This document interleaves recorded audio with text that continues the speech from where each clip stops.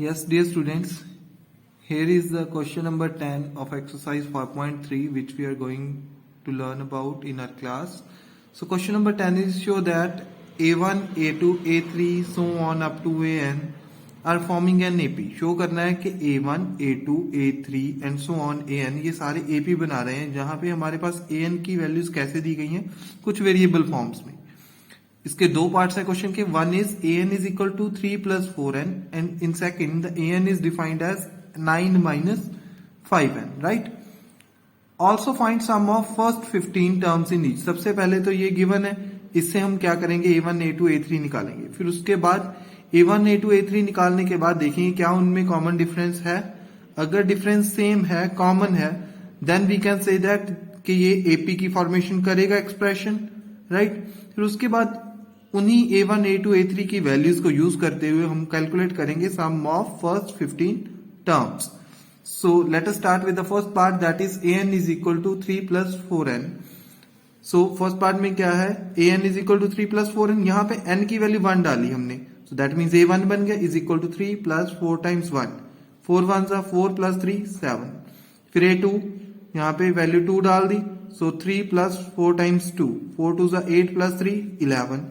And फिर a3 calculate करेंगे, मतलब n की वैल्यू 3, सो 3 प्लस 4 टाइम्स n की वैल्यू 3। 4 3 12 प्लस 3 15। अब ये तो हमारे पास आ गया। अब हम क्या देख रहे हैं कि यहाँ पे a2 माइनस a1 और a3 माइनस a2 दोनों इक्वल आ रहे हैं।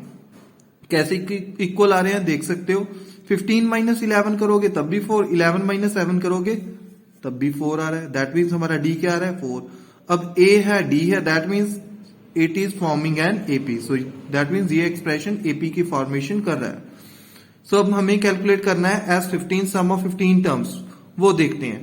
Sn का फॉर्मूला क्या होता है, Sn is equal to n by 2a plus n minus 1 into d. Values डाल दी, n की वैल्यू 15 ऑलरेडी पुट की हुई है, a की वैल्यू 7, n की वैल्यू 15 एंड d की value 4। Now start solving the bracket first. 7 2 14 and 15 minus 1 is 14 and 14 को 4 से मल्टीप्लाई करेंगे 56। अब 56 प्लस 14 पहले ब्रैकेट ही सॉल्व करनी है, 70 आ गया। अब 70 को 2 से डिवाइड करोगे तो 35। 35 मल्टीप्लाइड बाय 15 विल बी 525। सो हमारे पास इस एक्सप्रेशन से जो एपी बन रही थी उसकी 15 टर्म्स का सम क्या आ जाएगा, 525। Now come to the second part here, that is an is equal to 9 minus 5n, जहां पे an की वैल्यू दी गई है 9 माइनस 5n। अब यहां पे भी सेम करेंगे, अगर n की वैल्यू 1 डाल देते हैं तो क्या बनता है, 9 माइनस 5 टाइम्स 1। देखिए यही है, 5 1 सा 5, सो 9 माइनस 5 करेंगे 4 आ जाएगा। After that a2 is 9 minus 5 times 2, n की वैल्यू 2 डाल दी, 5 2 सा 10, 9 माइनस 10 इज माइनस 1। सिमिलरली आप a3 कैलकुलेट कर लोगे। अब इनमें क्या देखते हैं, इनमें भी सेम चीज हो रही है। a2 माइनस a1 किया, a3 माइनस a2 किया, तो हमारे पास माइनस 5 भी आ रहा है। देख लीजिए, चाहे आप a3 माइनस a2 करके देखो। माइनस 6 माइनस ऑफ माइनस 1, ये तो फॉर्मूला वाला माइनस है। a3 की वैल्यू डाली माइनस 6, a2 की वैल्यू डाली माइनस 1, माइनस माइनस प्लस हो जाएगा, minus 6 plus 1 will be minus 5। सो यहाँ पे भी क्या हो रहा है, एपी की फॉर्मेशन हो रही है, क्योंकि a2 minus a1 and a3 minus a2 equal आ रहे हैं। So again sum of 15 terms, so s n is equal to n by 2a plus n minus 1 into d, ये फॉर्मूला हमें याद हो चुका है, वही यूज करेंगे। a की वैल्यू डाल दी हमने 4, n की वैल्यू डाल दी 15 एंड d की वैल्यू डाल दी minus 5। Now start solving the bracket and we know the questions are to be solved on the basis of BODMAS। 15 over 2, 2 into 4 is 8 and 15 minus 1 is 14, 14 5s are 70 and plus minus minus 15 over 2 as it is 8 minus 70, plus minus minus कर दोगे, मतलब 70 minus 8 किया 62, sign बड़े वाले का minus, क्योंकि 70 बड़ा था। फिर 62 को डिवाइड किया 2 से तो आ गया माइनस 31। सो माइनस 31 को फिर आप 15 से मल्टीप्लाई करते हो तो आपका आंसर आ जाता है minus 465। Next is question number 11। If sum of first 10 terms of an AP is 4n minus n square, what is the first term, what is the sum of first two terms, what is second term, and similarly find third, 10th and nth term। so हमारे पास क्या है, S N की value दी गई है, that is 4n minus N square. हमें calculate करना है first term, first two term का sum that is S2 and second term.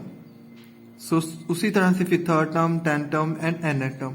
So हमें Sn तो दिया गया है, अगर हम बोल दें कि एक टर्म है उसका सम पता करो, सो दैट मीन्स वही टर्म है। अगर मैं बोल दूं एपी में एक टर्म है 2, फर्स्ट टर्म क्या है 2, उसका सम पता करो, सो एपी का सम भी तो 2 ही होगा। सो अगर हम इसमें 1 वैल्यू डाल दें तो S1 बन जाएगा, मतलब एक टर्म का सम वही तो हमारा ए होगा, राइट। सो ऐसे हमने क्या किया, 1 वैल्यू पुट कर दी, 4 इंटू 1 एन की वैल्यू 1, सो 4 इंटू 1 माइनस 1 स्क्वायर, 1 का स्क्वायर 1, 4 1 सा 4, सो 4 माइनस 1 इज 3। सिमिलरली फिर हमने S2 sum of two terms calculate किया, एक तो फर्स्ट वाली टर्म होगी, दूसरी सेकंड वाली होगी, दोनों का सम ही है। सो 2 वैल्यू डाल दी, 4 इंटू 2 माइनस 2 का स्क्वायर, यही बनेगा, 4 2 सा 8 माइनस 2 का square 4, 8 minus 4 is 4, so a plus a2 आ गया। अगर मैं क्या करूं, S2 में से S1 माइनस कर दूं, मतलब a प्लस a2 में से a माइनस कर दूं तो a2 ही बचेगा। a प्लस a2 में से अगर a माइनस कर दूं तो क्या a2 ही बचेगा। सो a2 कैलकुलेट करना है तो S2 माइनस S1 करना पड़ेगा, वही किया हमने, S2 माइनस S1 किया, दोनों की वैल्यू डाल दी, 4 माइनस 3 इज 1, सो a2 की वैल्यू आ गई, सेकेंड टर्म भी आ गई। फिर क्या था हमारा, एक काम तो हो चुका है कि फर्स्ट टर्म कैलकुलेट कर चुके हैं, सम ऑफ फर्स्ट टू टर्म्स कर चुके हैं हम लोग S2 की वैल्यू, एंड सेकेंड टर्म भी कर चुके हैं हम लोग। उसके बाद हमने थर्ड टेंथ सारी कैलकुलेट करनी थी, उसके लिए तो हमें n एंड d चाहिए। सो n भी हमें पता चल जाएगा, थर्ड में जैसे 3 है, टेंथ में n की वैल्यू हमारे पास रहेगी 10, बट d नहीं पता। सो d कैसे कैलकुलेट करते हैं, a2 माइनस a1 से, a2 minus a1, so 1 minus 3 that is minus 2 बन गया। सो हम a3 का फॉर्मूला लगा दें, a3 किसके इक्वल होता है, a प्लस 2d, जैसे a3 है ना, सो 3 से एक कम नंबर जो है वो d से मल्टीप्लाई हो जाता है, so a3 is equal to a plus 2d होता है।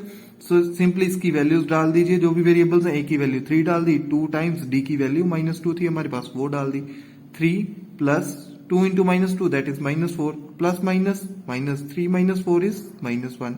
सो इस तरह से हमने a3 कैलकुलेट कर दिया। उसके बाद बारी आती है हमारे a10 की। a10 की वैल्यू आप देख सकते हो, a10 is equal to a plus 9d बनेगा फॉर्मूला के अकॉर्डिंग।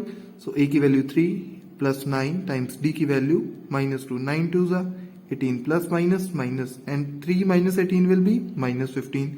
फिर हमें an कैलकुलेट करना था, an is equal to a plus n minus 1 into d, formula तो पता है। अब जो वैल्यूज पता है उन्हें पुट कर दो, बाकी छोड़ दीजिए। a की वैल्यू 3 पता थी एंड d की वैल्यू माइनस 2, n की नहीं पता थी तो हमने छोड़ दिया उसे, 3 एज इट इज। अब माइनस 2 ब्रैकेट्स ओपन करेंगे तो हर एक एलिमेंट के साथ मल्टीप्लाई होगा, minus 2 multiplied by n and minus 1 multiplied by minus 2 हो गया।